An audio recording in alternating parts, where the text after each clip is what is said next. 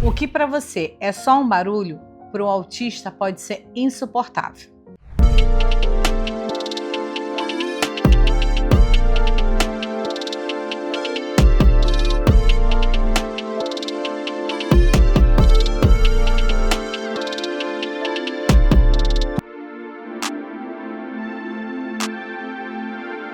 Olá, visionária! Seja muito bem-vinda no nosso Visão de Mulher. Eu sou Francine Lira e eu já vou te pedir para você se inscrever no canal e já dar um like nesse vídeo. Hoje nós vamos falar sobre pequenos estímulos que viram grandes sobrecargas. Pessoal, por que eu quis falar sobre esse tema? Fala-se muito sobre estímulos, né? Mas a gente também tem que tomar cuidado com o excesso desses estímulos. Por quê? Como eu falei aqui no início, um simples barulho pode ser algo insuportável para o autista. E assim, são barulhos que a gente não tem como evitar. Você está numa rua e vem uma ambulância, ou o corpo de bombeiro, ou a polícia.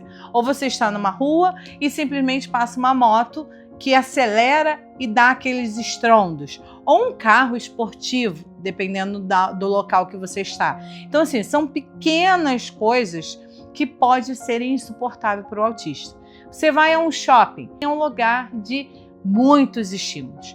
É som, cheiro, luzes, excesso de pessoas. Ah, mas eu posso escolher não ir no shopping? Pode escolher não ir no shopping, mas você pode precisar ir no shopping, ir a um supermercado. Você vai precisar, de repente, passar por determinadas situações como essa e entender que nesses ambientes o excesso de estímulos pode causar algumas coisas no seu filho. Eu acho que isso já te ajuda bastante a você entender e ver. Vou te dar um exemplo. Antes de começar aqui, né, trazendo os pontos que a gente separou, o Júnior, ele nunca precisou de abafador. Eu sempre falei que meu filho não tinha problema nenhum com luzes, som, pessoas. Para mim, nunca tinha. Só que aí eu comecei a observar ele em determinados ambientes. O Júnior sempre foi uma criança muito tranquila, muito calma. Mas quando nós íamos para festas infantis, festas de família, o Júnior se tornava uma criança extremamente agitada. Ele corria de um lado para o outro, ele pulava, ele corria, ele não parava, eu querer abraçar ele não parar. E no início eu achava assim muito bacana, caramba, o Júnior está socializando, o Júnior está curtindo a festa. Só que depois eu comecei a perceber que não era simplesmente uma curtição, e sim uma desregulagem, tá? Ou seja, saía de toda a rotina dele, saía do controle dele, e assim, excesso de estímulo. Na terapia, trata-se com muitos estímulos. E aí, estímulos de objetos, determinados sons, determinadas texturas, mas sempre na medida para que possa ser tratado. Então, a terapia, ela trata com base nos estímulos. Mas você imagine essa criança com todos esses estímulos e ela não tem alguém ali para regular se não tem o conhecimento. Então, eu, depois de algum tempo percebendo isso, eu tentava trazer ele mesmo e trazia os pontos de regulagem dele. O Júnior, quando ele era menor, ele tinha um coelhinho dele e a chupeta. Então, quando eu percebia que ele estava extremamente agitado, eu trazia ele para mim, botava a chupetinha, dava o coelhinho, ele já enrolava a fitinha no dedinho e já ia se regulando.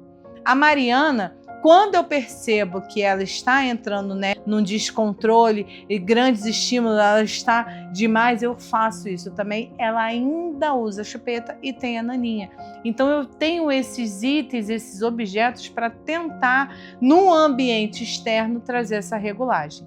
Tá? Então assim, trazendo esse esclarecimento para vocês, esse gancho inicial aqui para a gente entrar no assunto. E aí a gente separou de fato alguns pontos. O que são esses grandes estímulos? Sensibilidade sensorial, que é som, luz, toque e cheiro. Então, tudo que traz esse excesso são essas sensibilidades. O autista, ele tem a sensibilidade. Alguns podem ser mais e outros menos, mas a grande maioria tem. Como eu falei, o Júnior achava que não tinha e depois eu fui percebendo que tinha. Então, assim, lugares que tem um acúmulo de estímulos, né, que são essa sobrecarga, de muita luz, muito som, muito toque, muitas pessoas ali, né, cheiro demais, isso tudo confunde, pode trazer uma irritabilidade, pode trazer um descontrole, pode até desencadear, dependendo da quantidade do autocontrole dessa criança, uma crise, que é o descontrole emocional. Então a gente tem que ter muito cuidado. Eu já falei isso em outro vídeo, e aí eu vou repetir aqui, né, sobre, como a gente está falando, né, sobre estímulos e de barulhos, né. A minha mãe, ela gosta muito de fogos. E uma vez a gente conversando, ela falou, poxa, eu ainda não vi, como a gente é carioca, os fogos de Copacabana. E ela falou, mas os meus netos não vão assistir. Eu falei, para que eu vou levar? A Mariana, se tem fogos aqui no condomínio, ou qualquer outro lugar, a Mariana já fica extremamente nervosa e ela já se treme, trovão, barulho de chuva, barulho de carro, ela já fica com medo. Então, assim, para que eu vou fazer isso com os meus filhos? Entendeu? Não que a minha mãe, sua mãe... Não, ela tem um conhecimento, ela tem um entendimento. Só que para ela, por algo ser algo normal para ela, ela pode achar que para os netos também. E aí eu conversei com ela, trouxe o entendimento, ela falou assim, é verdade. Então, assim, tem certas coisas que a gente tem o poder de escolha. E assim, se você puder evitar determinadas situações que não são necessárias do seu filho passar, faça. Não estou falando para isolar a sua criança do mundo, não. Mas se você pode evitar determinadas situações, evite. Isso não é problema, tá? Então, evitar uma festa muito barulhenta, se seu filho se sente incomodado, evite. Eu preciso ir, eu tenho que ir. Vai, fica um tempinho curto e vem embora. Então, assim, é só para vocês terem cuidado em relação a isso, tá? Diferença entre incômodo comum e sobrecarga. Também tenha cuidado, porque você pode ter só um incômodo. Ele teve um incômodo com cheiro ou incômodo com barulho. Então, entender essa diferença de um incômodo para uma sobrecarga também é essencial para que você possa saber como você vai lidar com o seu filho. Então, Francine, como que eu sei isso? Entendendo o seu filho, você analisando, porque com um olhar atento você consegue identificar se é só um incômodo e você vai falar, olha só, tá te incomodando, né? Mas aguenta um pouquinho e tal, do que um excesso de sobrecarga, tá? Então, assim, existe uma diferença, por isso que eu falo, a gente não precisa isolar a criança do mundo. Então, assim, tem incômodos que você consegue lidar, trazendo esclarecimento, explicando, olha, vai acontecer isso daqui, mas já vai passar, do que a sobrecarga, tá? Então, vamos entender. E as possíveis reações: irritação, gerar a crise, o medo e estereotipias. Eu gravei um vídeo falando sobre estereotipia, e a estereotipia, ela serve para autorregulagem. Então, de repente, você vai num shopping onde é muito barulhento, você vai perceber que seu filho pode balançar mais as mãos, pular, andar de um lado para o outro. Eu falei nesse outro vídeo da estereotipia que eu observei o menino, um jovem, já um adulto, adolescente para adulto, e ele ficava rodando, sabe, andando com fone. Então, assim, essas são possíveis reações que o seu filho pode ter com excesso de sobrecarga sensorial. Então, e até mesmo para você entender, às vezes você está em um determinado local que você não enxerga como está tendo uma sobrecarga, mas você olha para o seu filho e você vê ele mais irritado, de repente desencadeando um descontrole emocional, que é a crise, ou com medo constante agarrado em você, e você, o que está acontecendo? Então, assim, não faça isso. O que está acontecendo, menino? Ou menina, para com isso, me solta, olha que eu não sei o que. Entenda que ele pode estar sendo submetido a um excesso de estímulo, essa sobrecarga, e que você possa não estar percebendo, tá? Então, assim, esses pequenos estímulos que geram uma sobrecarga, a gente tem que ter muita atenção e muito cuidado, para que isso não acabe desencadeando essas reações, que aí sim pode ser um problema maior que você não vai conseguir controlar, tá? Entenda o seu filho, entenda a alimentação dele, entenda aonde você pode ir, aonde você tem que parar.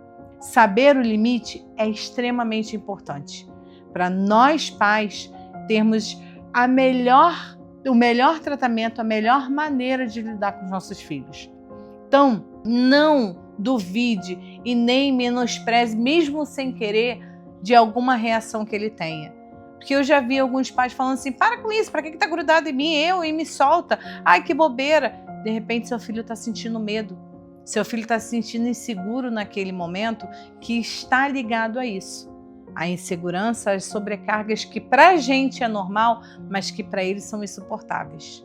Então, vamos ter mais consciência, tá? Vou pedir para você curtir, comentar, compartilhar o máximo que você puder. O quanto a gente puder levar esse conhecimento, esse entendimento, essa clareza para cada vez mais pais atípicos, famílias atípicas e também para quem não é, para quem é neurotípico, para que possa entender.